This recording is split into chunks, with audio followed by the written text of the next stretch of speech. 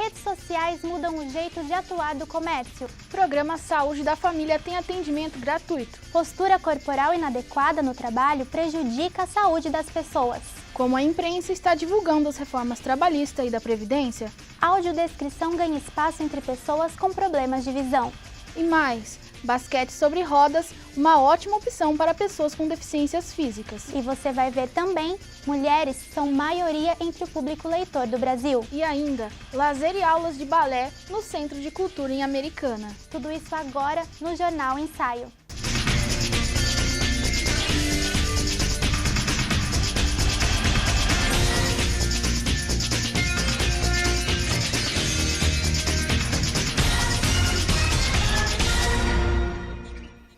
Olá! A facilidade de vender produtos nas redes sociais leva diversos comerciantes a optarem pelo uso desta ferramenta de trabalho. Veja mais informações sobre o assunto na matéria a seguir. A internet, que já foi vista por muitos apenas como meio de entretenimento, hoje se tornou uma importante área comercial. Um exemplo disso é o crescimento das vendas no mercado e-commerce. Segundo dados da eByte, esse nicho movimentou em média 47 bilhões de reais em 2017, com previsão de aumento de 12% para esse ano. A gente costuma dizer que todo mundo está na internet, queira ou não queira, voluntária ou involuntariamente. Quer dizer, quem entra voluntariamente tem condições de gerenciar como a marca é vista, como a marca é percebida pelo consumidor, como se dá essa relação, né, de satisfação ou de insatisfação. Agora, quem não está na internet acaba sendo inserido nesse universo digital de forma involuntária. As facilidades que as compras pela internet oferecem se tornaram atrativas tanto para os clientes quanto para os fornecedores de produtos e serviços. Esse é o caso da Jéssica Bortolato, que depois de se formar em gastronomia, decidiu investir na venda de doces nas redes sociais. Escolhi vender pelas redes sociais pelo recurso de imagem, né? Quando você consegue visualizar o produto, é muito mais fácil de vender a estética dele. E o que mudou para mim nessa venda online foi o feedback das pessoas. Acessar as redes sociais para procurar uma loja ou um produto virou uma prática comum dos consumidores mais antenados. Verificar da comodidade de casa em poucos segundos diversas opções de produtos e selecionar o desejado antes de ir até a loja física é uma prática usual da maioria dos clientes. Porque nas redes sociais você consegue elaborar um conteúdo que fale do seu negócio e divulgar seu negócio. Então, é um primeiro contato que você tem com o cliente, que é mais fácil que o contato na loja física. Ao analisar os sites das lojas, o cliente também tem a opção de avaliar a aparência do produto antes de comprá-lo. O que você avalia antes de comprar alguma coisa pela internet? Bom, eu acho que o principal é ver reclamações, se existe alguma, se o vendedor ou a loja é de uma pessoa física, né, as avaliações com relação a ele. Eu normalmente avalio a qualidade do produto, os valores e se tem várias pessoas comprando aquele produto. Porque eu sempre tenho um pouco de medo de comprar pela internet, sei lá, e não chegar ou chegar uma coisa errada. Então eu vejo comentários de pessoas, procuro algo que tem comentários e tudo mais, para eu poder comprar algo de qualidade e chegar em casa também. O Facebook anunciou um investimento de 987 milhões de dólares no novo centro de dados na Suécia. A região foi escolhida devido ao baixo custo de eletricidade. É o primeiro centro de dados criado pelo Facebook em um lugar afastado dos Estados Unidos. O Programa Saúde da Família, que funciona nas UBSs, atende a população com equipes médicas de saúde bucal e apoio a gestantes, hipertensos e diabéticos. E o melhor, tudo isso é de graça. O Programa da Saúde da Família, o PSF, foi implantado no Brasil em 1994 pelo Ministério da Saúde. O atendimento é prestado na unidade básica de saúde ou no domicílio, por médicos, enfermeiros, dentistas, auxiliares de enfermagem e agentes comunitários de saúde que compõem as equipes de saúde da família.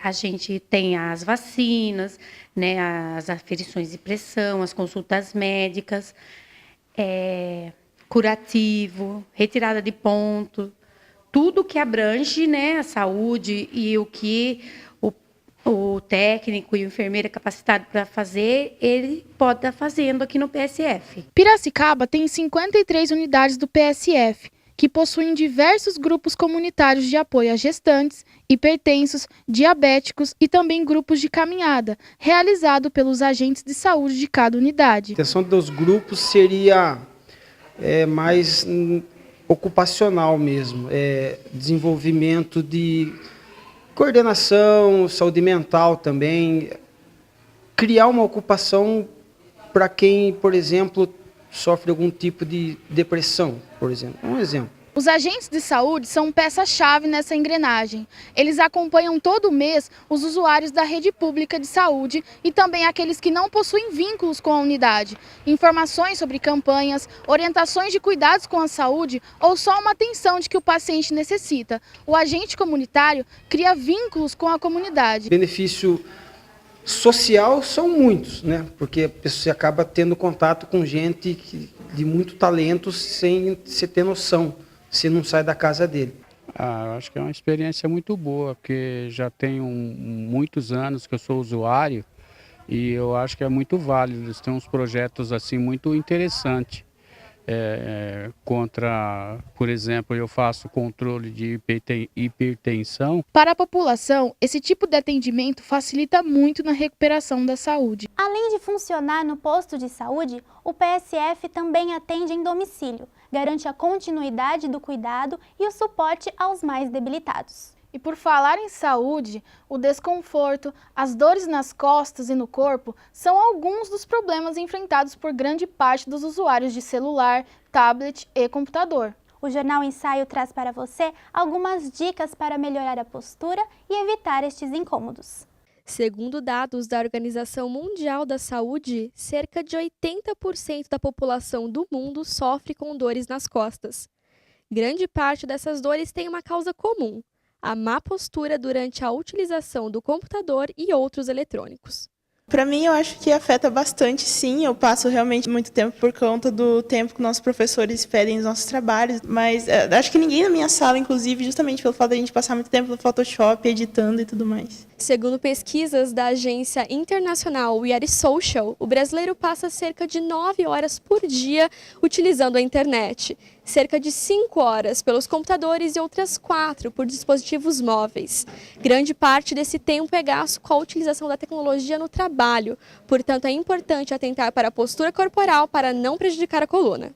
O uso muito exagerado, o uso excessivo desses dispositivos tem acarretado muitos problemas musculares. Os principais problemas que a gente tem são, então, membro superior e também coluna e a região da cervical. Tá? Essas são as principais regiões acometidas por dores e também, quando o uso muito prolongado, a gente pode ter uma lesão dessas regiões. O ideal é que a pessoa tenha uma cadeira que permita fazer ajustes, tá? Para que essa pessoa fique, então, com 90 graus de flexão de cotovelo, 90 graus de flexão de joelho e 90 graus de flexão de quadril.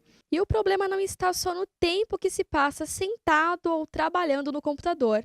A utilização de smartphones também pode acarretar tensões no pescoço, nuca e até dores na cabeça, braços e ombros. O ideal é que a gente tenha sempre esse celular próximo, da visão, da linha de visão dessa pessoa, tá? Para que ela evite ficar com o pescoço totalmente inclinado. E aí a gente não tem o peso da cabeça caindo sobre a região do pescoço. Para quem já sofre com as dores causadas pela má postura, é importante procurar um especialista. O ideal é que essa pessoa procure um médico ortopedista para que a gente saiba se a gente já não tem um processo de uma herniação nessa região da coluna cervical. A professora Fabiana Mescoloto informou que desenvolve uma pesquisa de pós-doutorado sobre a postura da população da região. Para participar, acesse o link que está na tela. 10 anos atrás, em 2008, os alunos de jornalismo da Unimep também produziram várias edições do Jornal Ensaio. Veja agora na retrospectiva um pouquinho de um dos telejornais daquele ano.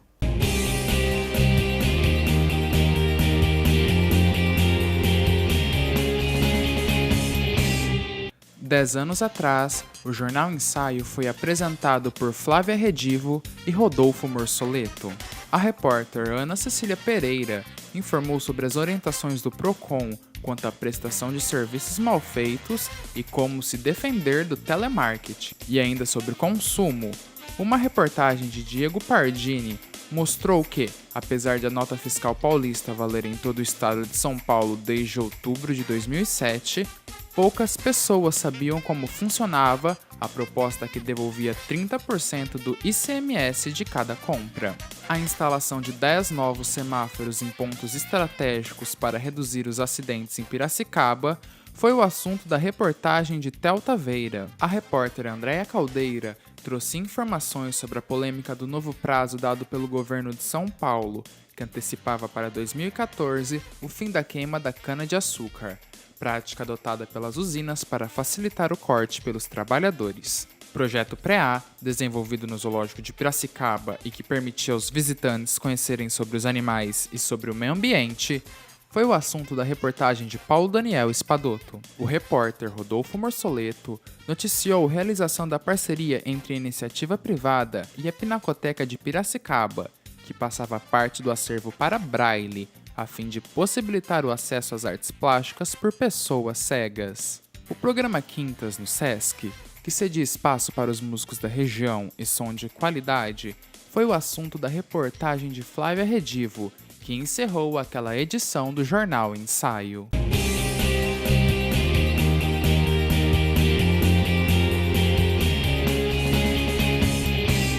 No próximo bloco, você vai ver: projeto científico da Unimep analisa a cobertura das reformas do governo. E ainda a audiodescrição, uma ferramenta para auxiliar pessoas com deficiência visual. E como o esporte pode ser um meio de superação. É daqui a pouquinho, a gente já volta.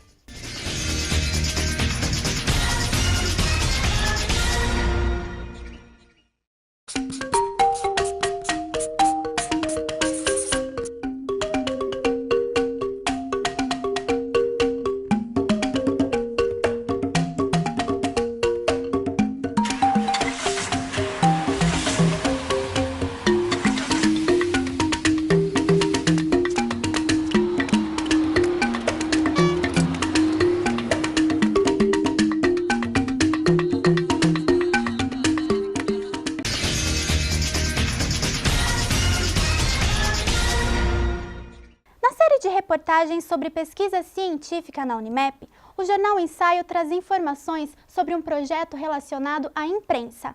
Idealizada pelo diretor da Faculdade de Comunicação e Informática, a pesquisa é desenvolvida por um estudante de jornalismo. A intenção é descobrir como um jornal classificado como popular publicou as informações referentes às reformas trabalhista e da Previdência. Veja mais informações sobre essa pesquisa. O Brasil, desde o ano passado, tem sido sacudido com várias manifestações contra as reformas que o atual governo quer implantar, tanto a reforma trabalhista já aprovada, como a reforma previdenciária que está tramitando no Congresso. Segundo a pesquisa Pulso Brasil, 58% reprovam as mudanças da reforma trabalhista. Enquanto jornalista e como cidadão, a reforma trabalhista é extremamente preocupante. Num primeiro passo, por não ter sido discutida amplamente com a sociedade. Num segundo, entre vários fatores problemáticos, o fato do negociado se sobrepor ao legislado, ou seja, o funcionário fica extremamente submisso ao patrão e às vontades dele. A pesquisa foi proposta pelo diretor de Informática e de Comunicação da faculdade. O objetivo é analisar a reforma trabalhista e a reforma previdenciária do jornal Agora São Paulo. A mídia teve papel relevante nisso, o que deu a iniciativa de propor uma iniciação científica da Unimep. Nesse momento de migração de suportes tipográficos, analógicos para digitais, faz com que o jornalismo tenha novas experiências de linguagem e formatação. Então, a perspectiva é de fazer estudos comparados para identificar tendências na forma de produção, difusão e acesso de conteúdos jornalísticos. O desenvolvimento do projeto está sob a responsabilidade de um estudante do curso de jornalismo, que é um bolsista. Na primeira parte, houve um levantamento quantitativo da hierarquia das capas, quais as editorias apareciam mais nas capas, para na segunda parte ocorrer um debate teórico a respeito disso, do que isso pode significar, que é interessante, e relacionado à teoria crítica, ao Adorno e à estética da violência. Com duração de 1 ano, o estudante vai analisar a cobertura jornalísticas no período de 12 semanas. Já tem um resultado parcial. Então, até o relatório parcial e esse levantamento, o caderno de cidades ele é muito presente na capa do Agora. Só que, quando separam-se as duas metades, a superior e a inferior, os cadernos de cidades fica muito presente na metade de baixo. Então, na metade superior, é valorizado o caderno de esportes e de economia. Apesar do trabalho ainda não estar concluído, a importância de um projeto de iniciação científica é reconhecida pelo estudante. Eu sinto que eu estou escrevendo melhor, que meu texto está mais fluido e que isso vai me possibilitar continuar uma pesquisa posterior no mestrado sobre o jornalismo popular. E ainda sobre a reforma trabalhista, neste mês foi aprovada pelo Congresso Nacional uma lei de autoria da Justiça do Trabalho, que prevê que a nova legislação só deve valer para processos e contratos iniciados após a entrada em vigor das novas regras. Na próxima edição do Jornal Ensaio, você vai assistir à última reportagem da série sobre iniciação científica na Unimep, e você vai ver uma pesquisa sobre as ações comunistas em Piracicaba na década de 30. A acessibilidade está ganhando espaço em diversas atividades do nosso cotidiano. Uma das formas de inclusão social na cultura é a audiodescrição, em filmes e demais conteúdos audiovisuais. Veja outras informações. O IBGE determinou no censo de 2010 que cerca de 18,6% da população brasileira possui deficiência visual. Com base na Lei Brasileira de Inclusão, que garante o direito à cultura para deficientes e no avanço das tecnologias, ferramentas para acessibilidade como a audiodescrição de filmes são cada vez mais aceitas e aos poucos introduzidas à população. O que é audiodescrição? Eu não vou saber te dizer. Não sei. É quando tem uma voz falando o que está acontecendo na cena. Eu acho que é isso. A audiodescrição é um segundo plano de áudio gravado que narra e explica situações presentes nas cenas. Comerciais, filmes e programações de alguns canais de TV já possuem a audiodescrição. É possível encontrar também aparelhos de televisão com a opção audiodescrição em suas configurações. Faz peça para teatro, faz adaptação de exposições e principalmente muitos filmes, né? Muitos seriados para televisão. E também filmes para cinema, o que a gente tem mais trabalhado. Em 2010, o Ministério das Comunicações definiu que todas as emissoras com sinal aberto devem exibir pelo menos 6 horas semanais de conteúdo com audiodescrição. Para utilizar a ferramenta na TV, é necessário apenas apertar o botão SAP em seu controle remoto e selecionar a opção audiodescrição. As pessoas com deficiência visual que já assistiram a filmes com audiodescrição reconhecem a importância deste recurso. Me ajuda bastante a entender o que está acontecendo, às vezes, quando eu não consigo ver. A acessibilidade na cultura está ganhando força e é importante discutir sobre o assunto. Para se ter acessibilidade, é necessário pensar sobre o assunto, é necessário trazer a pessoa com deficiência, que vai aproveitar disso, para ela dar o ponto de vista dela também, trazer pessoas que entendam do assunto, então saber como fazer, saber como colocar aquele programa cultural de forma acessível e de forma adequada. A câmera mostra em detalhe as pernas de 2 atletas lado a lado. Eles usam tênis esportivos. A inclusão social é um assunto importante que vai ser comentado por Larissa Souza. Oi, Lari, como a sociedade pode ajudar nessa questão? Olá, Júlia. Como a reportagem mostrou, a audiodescrição é uma das formas de inclusão. Mas outra questão fundamental a ser discutida é o preconceito não só relacionado ao tipo físico, mas também à condição social e intelectual. As redes sociais estão lotadas de mensagens de rancor e de ódio aos pobres. Parece que a internet passou a ser o espaço público de agressões sem limites. Em paralelo a essas questões, as pessoas com limitações físicas também sofrem com várias situações de preconceito, não só na internet, mas também nas ruas, no trabalho e até em família. Além do preconceito, o descaso de algumas autoridades dificulta a acessibilidade com ruas e calçadas sem rampas, banheiros públicos sem adaptação, transporte coletivo sem elevador, entre outros obstáculos. Tomar consciência dos direitos é uma atitude fundamental para todo cidadão. Só com a plena concepção de direitos civis é possível exercer de fato nossa cidadania e provocar mudanças efetivas na sociedade. Não tem outro jeito. É com você, Júlia. Obrigada, Lari. E ainda sobre práticas inclusivas, o esporte tem sido um grande aliado neste sentido.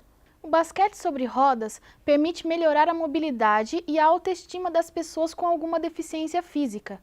Que o ser humano se adapta às situações, ninguém duvida, pois tem transformado o ambiente para atender às próprias necessidades, desde acesso à água até às satisfações pessoais e, entre elas, a prática de esportes. Mesmo assim, a prática de atividades físicas ainda apresenta diversas barreiras para os portadores de deficiências físicas. Os maiores desafios que eu enfrentei quando eu comecei a praticar esportes foi, em primeiro lugar, a aceitação das pessoas, porque não é todo lugar que tem sempre um deficiente praticando esportes, e é difícil as pessoas entenderem que você tem a capacidade de praticar igual elas. E a questão das barreiras também, que a primeiro momento você não sabe como você vai se adaptar àquele esporte, e até porque não é muito divulgado os esportes adaptados, mas conforme você vai fazendo, você vai pegando jeito e você percebe que o principal de tudo é você amar o esporte. Então daí você enfrenta qualquer barreira. De acordo com a pesquisa do IBGE feita em 2010, 45 milhões de brasileiros têm algum tipo de deficiência. Hoje, com o avanço da tecnologia e da medicina, o esporte é uma alternativa para aqueles que buscam superar os próprios limites. O esporte é importante para estimular a independência, a vida social, possibilitar oportunidades de emprego e de estudo e, ainda, elevar a autoestima da pessoa com deficiência. A Organização Mundial de Saúde estima que mais de 1 bilhão de pessoas vivam com alguma deficiência em todo o mundo. Para mim mudou bastante. Eu entrei no esporte adaptado com 22 anos. Foi a fase que eu comecei mais a aceitar a minha deficiência e, como eu sempre gostei de esporte, foi importante disputar um esporte de igual para igual com outros oponentes. E o Sérgio deixa um recado. Tem que ir de atrás, sim, porque não pode ficar só em casa, esporte é importante para o deficiente, ajuda a incluir na sociedade, assim como o trabalho, estudo, o deficiente não pode ficar só em casa. Depois do intervalo, você vai ver. Mulheres são maioria quando o assunto é leitura. Veja as dicas da agenda cultural para programar seu fim de semana. E ainda, conheça o Centro de Cultura e Lazer de Americana. É só um instantinho, o Jornal Ensaio volta já.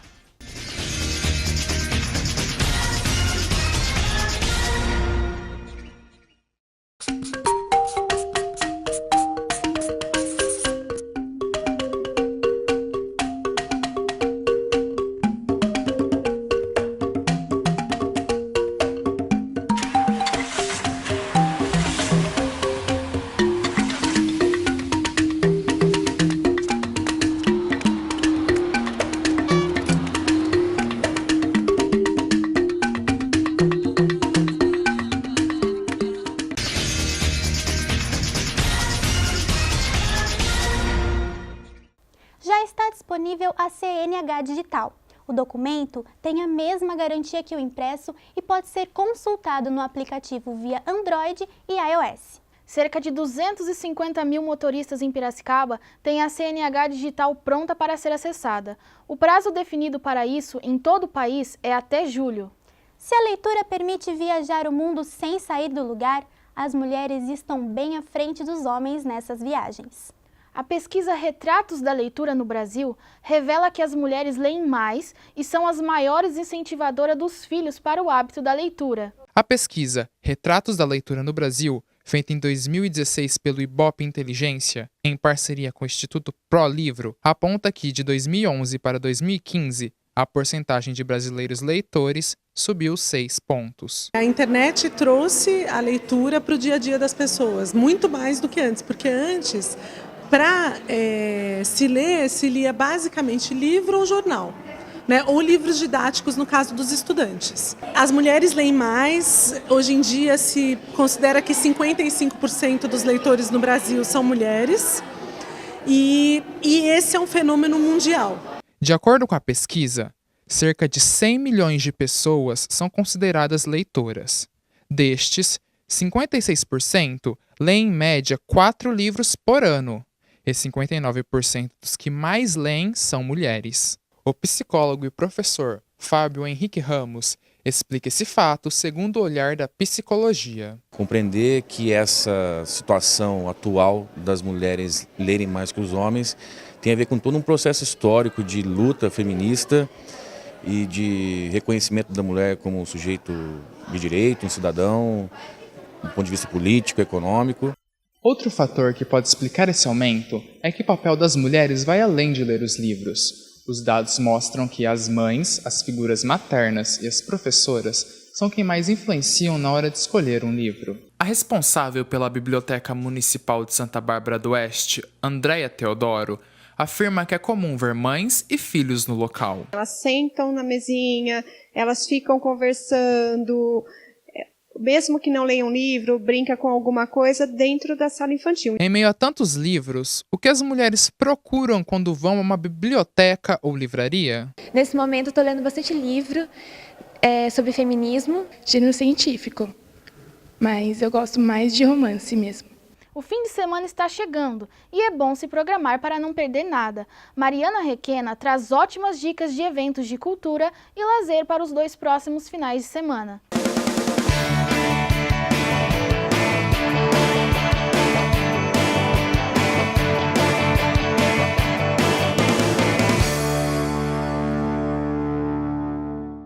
Olá! A agenda cultural de hoje está cheia de novidades para você programar os próximos finais de semana com dicas de ótima qualidade. Dá só uma olhada. Começando com o filme spin-off do universo de Guerra nas Estrelas, Han Solo, uma história de Star Wars, no dia 25. O longa acompanha a jornada do mercenário Han Solo e seu fiel amigo e escudeiro Chewbacca. A história se passa antes dos eventos do primeiro filme da saga e é muito esperada pelos fãs. Você não pode perder. Para o sábado, dia 26, o SESI Piracicaba realiza a Festa do Trabalhador da Indústria para sócios e não sócios. Entre as atividades estão piscina livres para várias idades, caminhada, aula de dança, práticas esportivas e espetáculos de teatro. A comemoração marca o Dia da Indústria no Brasil, data celebrada há 70 anos no dia 25 de maio. Vale a pena participar.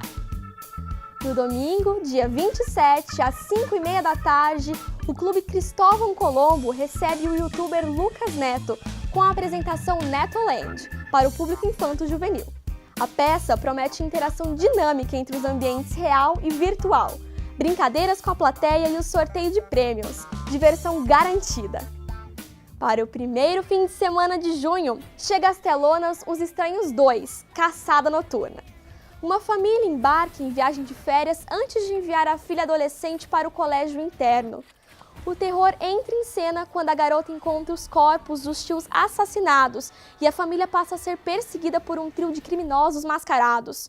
Bora curtir o suspense da trama? Nos dias 1 e 2 de junho, o Teatro Erotides de Campos, em Piracicaba, vai ser o palco do 12º Encontro Nacional de Corais, com muita música. No ano passado, o evento de 3 dias recebeu 31 grupos de coral de diversos estilos e regiões. Momentos de boa música para agradar os ouvidos mais exigentes. E no domingo, 3 de junho, às 7 da noite, no Teatro Municipal Lulu Benincassi, em Americana, tem O Rei do Mundo, uma comédia sobrenatural. A peça é uma adaptação do clássico Peer Gynt, montado em 1867. A história traz as aventuras de um jovem que sai de sua aldeia para explorar o mundo. Produção que não dá para perder, não é mesmo? Viu só quanta coisa para fazer? Daqui a 15 dias a Agenda Cultural volta com mais informações para você. Bom divertimento! Tchau! O balé sempre encanta pelos seus movimentos suaves e disciplinados. Para quem não tem condições de pagar para praticar essa arte, o Centro de Cultura e Lazer de Americana é uma boa opção. Acompanhe os detalhes na reportagem. O balé pode ser definido de forma resumida como a arte de expressar sentimentos com o corpo, ao ritmo de uma melodia. Para quem ama o que faz, o significado pode ser outro. É um sonho de criança realizado depois dos 50 anos. Então, o balé, para mim, representa, assim, a minha liberdade. O balé é uma parte de quem eu sou. Assim, eu danço desde pequena, então o balé, ele entrou dentro de mim e sem o balé eu acho que eu não sou eu. Mas nem todo mundo tem condições de pagar para aprender as técnicas e os passos do balé. Em Americana, uma boa alternativa são as aulas gratuitas de balé clássico no Centro de Cultura e Lazer. Esse projeto do CCL é um projeto importante para mim, ele é importante para a sociedade. Ele resgata aquela bailarina que parou de dançar, por um motivo ou por outro, traz essa bailarina de volta para o projeto. Nós trabalhamos com adolescentes também. Então, o interessante é a integração entre a comunidade e essa linguagem da arte. Que resgate psicológico dessa bailarina. Ela terminou o estudo dela, ela parou por algum motivo, então ela tem medo de voltar, ela tem medo do fracasso. Nós trabalhamos muito esse lado do pessoal. O projeto tem por objetivo dar a oportunidade a todos de ter acesso à dança e hoje tem mais de 20 inscritos. Qualquer pessoa e de qualquer idade pode participar. Bom, o balé para mim é um resgate da minha infância. Eu queria ser bailarina desde que eu tinha 5 anos e eu não tinha condições. E hoje, tendo essa oportunidade, eu me sinto a pessoa mais feliz desse mundo. Com aulas aos domingos, da meio-dia às 14h, a precisão e a leveza dos passos incluem também muita disciplina e aprendizagem para chegar à perfeição e à graça dos movimentos. O Jornal Ensaio de hoje fica por aqui. Como as edições desse semestre são quinzenais, a gente volta daqui a 2 semanas. Obrigada pela companhia e até a próxima. Se você quiser rever alguma das matérias de hoje ou de outras edições, basta acessar o nosso site soureporter.com.br. Fique com mais imagens do Centro de Cultura e Lazer de Americana. Tchau!